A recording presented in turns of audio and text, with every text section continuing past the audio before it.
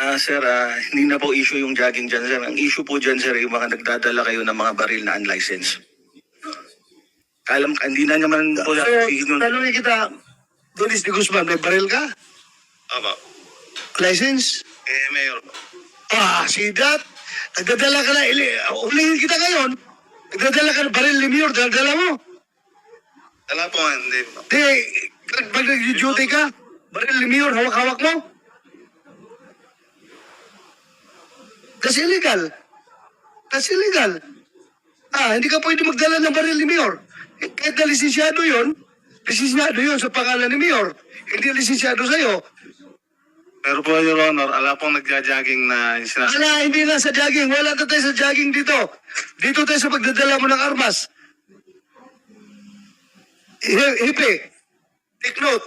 Yes, sir. Ito mga bodyguard dito, pag may dadalang armas,